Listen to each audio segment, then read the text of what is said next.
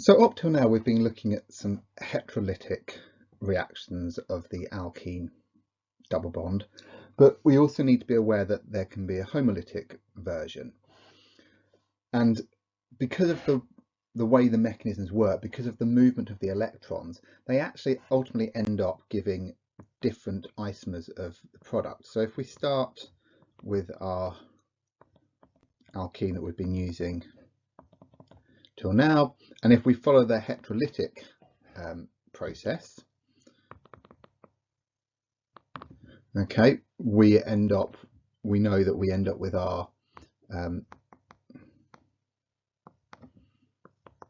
product in which the hydrogen, the H plus, adds to the carbon with the most hydrogens on to start with, and therefore the Br minus will add on to the other one, and we know that's because it forms the most stable carbocation. Now if we go with the radical process, so this is the homolytic,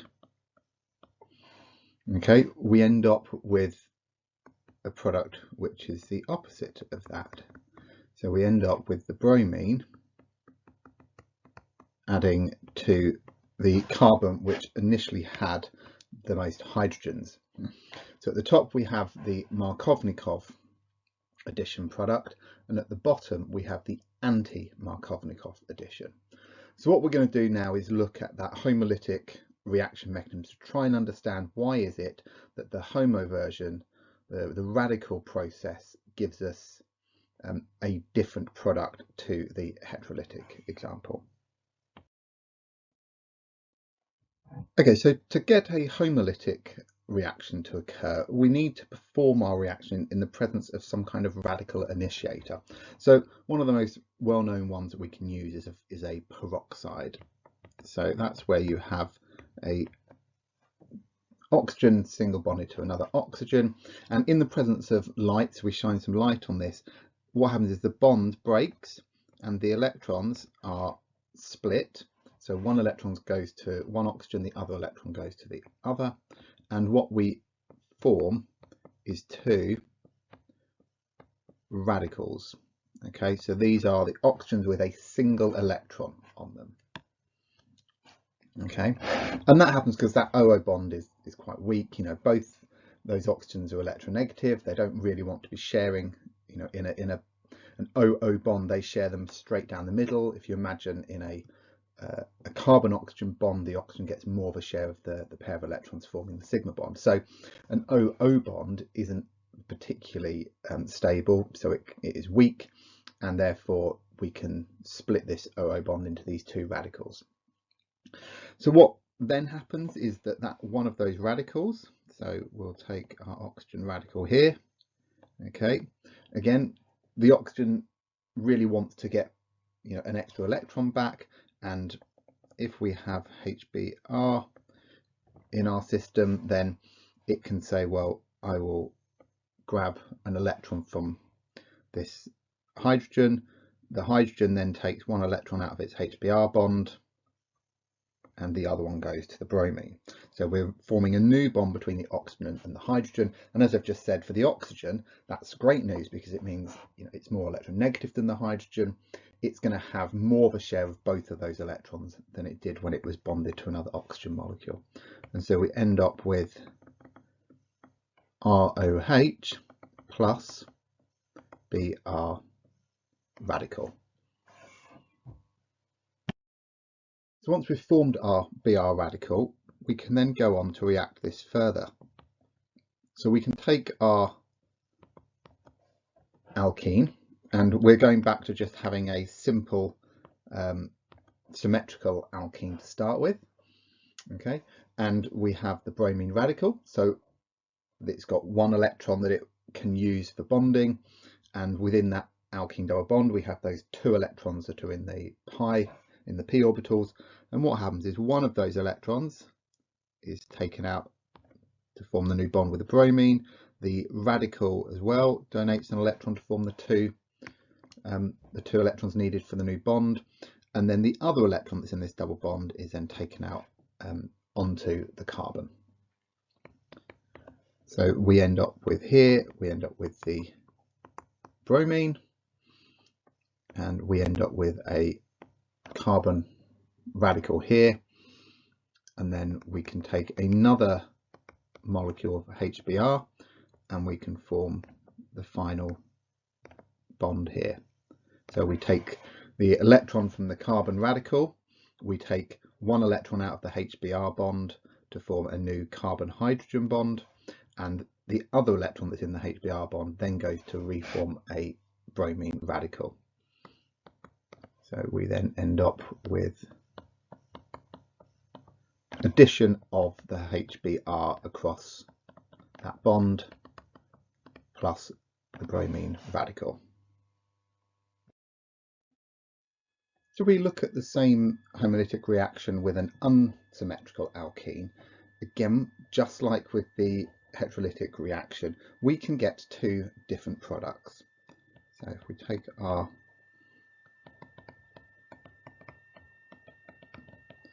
unsymmetrical alkene, we have our Br radical. So again, we can form that bond.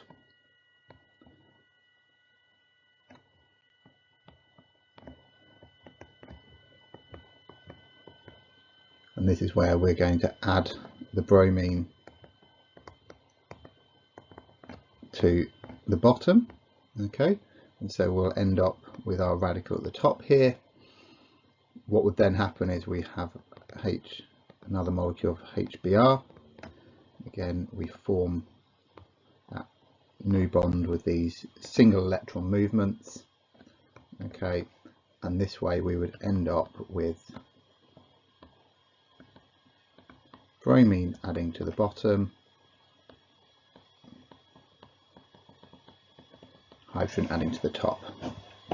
Okay, if we were to use the other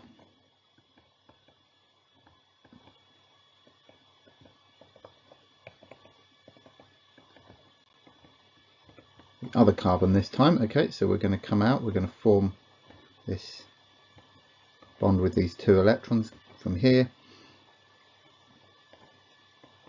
Okay, we're going to add the bromine to the top carbon.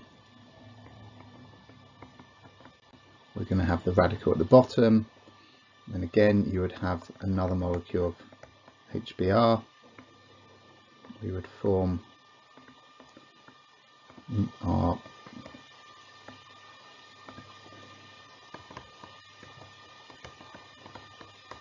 new bonds here, where we would end up with 3 hydrogens at the bottom and the bromine added to the top. So methyl group there. Okay, so we can get two different products. So which one is most likely to happen? Well, let's think about, what is a radical. So when we have these two carbon radicals, what's really going on here? Well, although we don't have a charged species, we do have a species in which there is an unpaired electron. So if we have an unpaired electron, we know what it's going to want to do is to try and pair up. So it wants to get another electron from somewhere.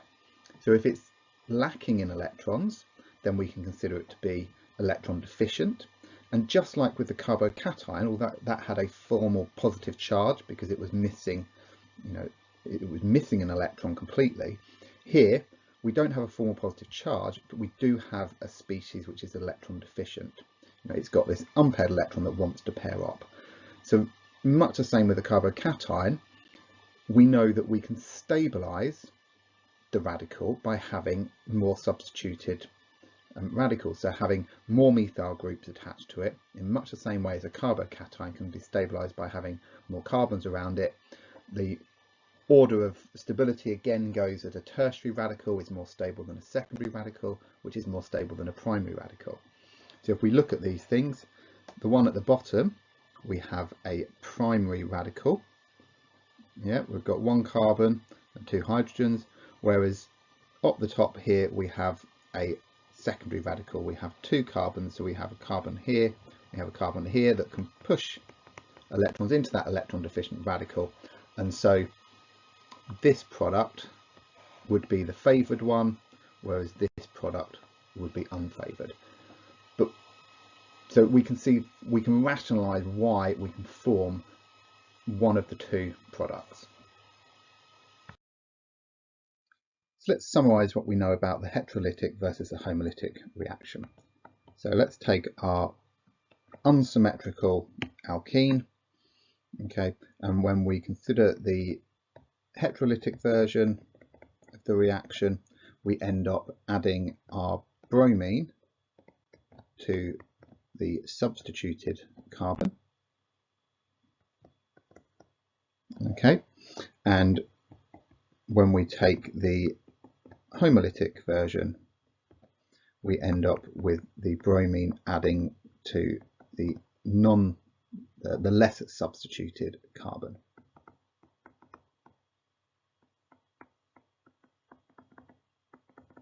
Okay,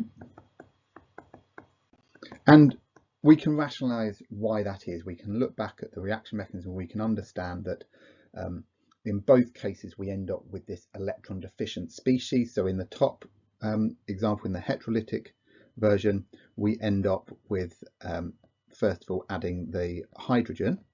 So we end up with the hydrogen added here, and that means that we end up with the positive charge up here, which is the most substituted, most stabilized one, which we then can attack with the bromine nucleophile.